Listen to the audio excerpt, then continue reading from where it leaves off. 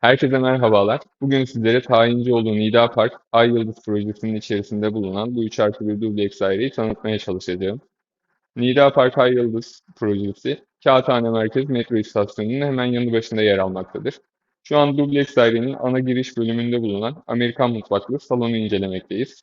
Mutfak kısmına şöyle bir göz atacak olursak, artık hemen hemen her dairede görmeye alışkın olduğumuz bir ankastre set, mutfak dolaplarının içerisine entegre edilmiş bir bulaşık makinesi, ve burada da Arçelik marka bir buzdolabı mevcut.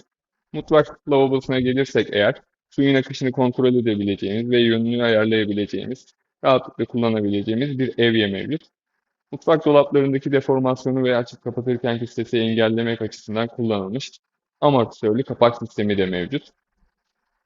Salon bölümüne uğrayacak olursak eğer, burada içeriye aydınlık ve ferah bir hava katmak için duvardan duvara cam konsepti kullanılmış ve faydası olmuş. İçerisi gayet aydınlık ve ferah görünüyor. Baktığımız zaman dairenin içerisinde yerde merkezi olarak yerden ısıtma sistemi, soğutma olarak da burada bir iklimlendirme sistemi mevcut. İklimlendirme sisteminin paneli duvarda yer almakta, menfezi de hemen üsttedir. Giriş kısmının diğer bölümüne gelecek olursak eğer, burada duvarda interkom sisteminin kontrol paneli mevcut. Hemen burada ufak bir depo veya vestiyer alanı olarak kullanabilecek bir alan. Bu alan içerisinde dairenin elektrik panosu ve merkezi ısıtma sisteminin kontrol mekanizmaları mevcut. Aynı zamanda bu bölümde bulunan diğer oda ve banyoyu salondan ayırmak ve salonu daha bağımsız bir bölüm olarak göstermek için kullanılan bu dekoratif separatör de mevcut. Burada banyomuz mevcut. Banyo dairenin diğer kısımlarına nazaran biraz daha ufak olduğu için içerisine girip size anlatma fırsatı bulamıyorum. Buranın detaylı videosunu videonun içerisine aktaracağız.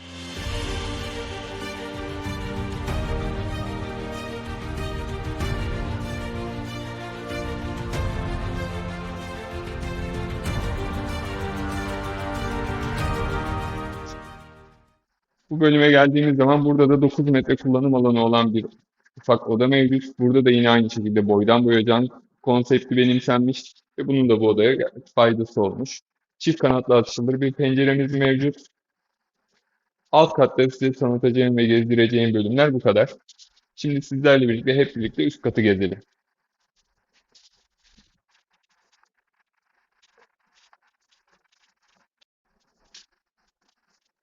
Evet, üst kata geldiğimizde ise bizi burada hemen ufak bir hol karşılamakta. Holün sol tarafında dairenin üst katının giriş kapısı mevcut. Bu kapıdan aynı zamanda teras katında bulunan havuza ulaşımımız da sağlanmaktadır. Kapının hemen yanı başında burada çamaşır makinemizi, üzerinde kurutma makinemizi yerleştirebileceğimiz su tesisatı ve elektrik tesisatı mevcut. Aynı zamanda bu katta bulunan merkezi yerden ısıtma sisteminin kontrolleri de burada. Ana odamızı inceleyecek olursak eğer, buraya girdiğimiz esnada bizi 3 metrelik bir tavan yüksekliği karşılamakta. Bu dairenin net kullanım alanı da 14,3 metrekaredir. Burada da yine çift kanatlı açılır bir kapı mevcut. İçeriye aydınlık ve ferah bir hava katmakta. Aynı şekilde buradan balkona erişimimiz de sağlanmaktadır. Balkona çıktığımız esnada burada rahatlıkla bir masa veya oturma alanı oluşturabilecek büyüklüğe sahip. Baktığımız zaman önünün kapanmasına ihtimal olmayan bir manzara karşılamakta bizi. Her ne kadar şehrin gürültüsünü ve beton yapısını görmekte olsak da bize ferah bir hava, dairemizin içerisinde de yeterli ışığın almasını sağlayacak bir manzaraya sahip. Bu katta bulunan diğer odaya göz atalım. Aynı şekilde bu ana odada bir de klimamız mevcut. Duvarda yine iklimlendirme sisteminin kontrol paneli var. Holün içerisinde yine alt katta bulunan banyonun hemen hemen birebir aynı büyüklüğünde olan bir banyo mevcut. Buranın da yine detaylı görüntülerini sizlerle paylaşacağız. Ve üst kattaki bulunan bu ikinci odadayız. Bu oda diğer odalara nazaran biraz metrekare açısından küçük. Fakat boydan boya cam olması, burada iki kanatlı bir kapının olması, ufak da olursa bir balkonunun olması, çalışma odası olarak değerlendirilecek olursa balkonu da işin içine katarsak yeterli bir kullanım alanı sağlayacaktır bize. Daire ile ilgili size bahsedeceklerim bu kadar. Şimdi hep birlikte havuzu, spor salonunu ve kapalı otoparkı gezelim. Şu an terasta bulunan açık yüzme havuzunun yanındayız. Havuzun ölçüleri 7 metreye 7,5 metre, derinliği ise 1,5-1,60 civarında. Bunaltıcı sıcak yaz günlerinde ferahlamak için oldukça elverişli bir alan. Havuzun çevresinde şezlonglar konumlandırılmış vaziyette. Aynı zamanda havuzun giriş kapısının yanında soyunma kabini ve duş da mevcut. Şimdi sizleri havuzun görüntüleriyle baş başa bırakıyorum.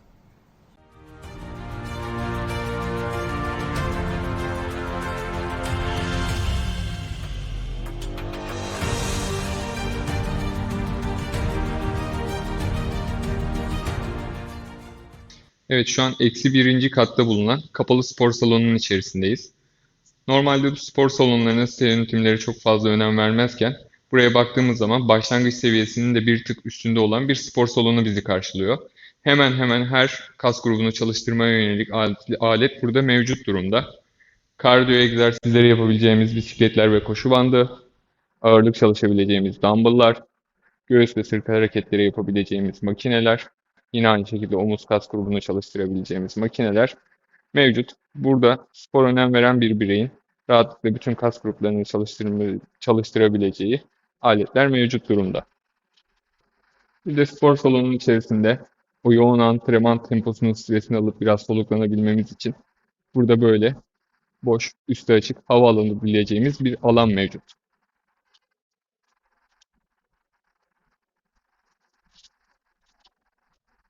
Evet, burada da bizi spor salonumuzun soyunma bölümü karşılamakta.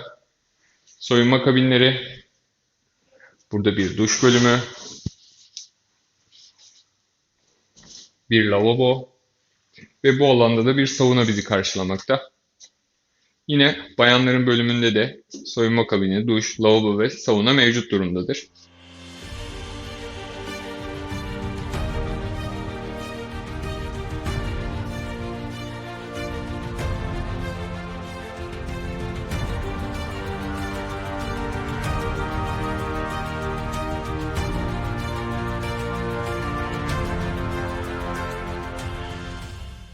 Şu an sitenin altında bulunan kapalı otoparktayız. Kapalı otopark iki kattan oluşmaktadır ve her daireye yetecek kadar araç park alanı mevcuttur. Otopark içerisinden yine sitenin içerisindeki asansörlere ulaşımımız ve dairelerimize ulaşmamız mümkündür. Oldukça rahat genişliğe sahip, içeride yeterli manevra alanı ve park alanı bulunan bir otoparkın içerisindeyiz şu an. Hemen buradaki asansör bölümünden de dairemize ulaşmamız çok rahat. Her kata çıkan çift asansörümüz mevcuttur. Yine bu çift asansör sistemi sitenin içerisindeki katlarda da aynı şekilde devam etmektedir.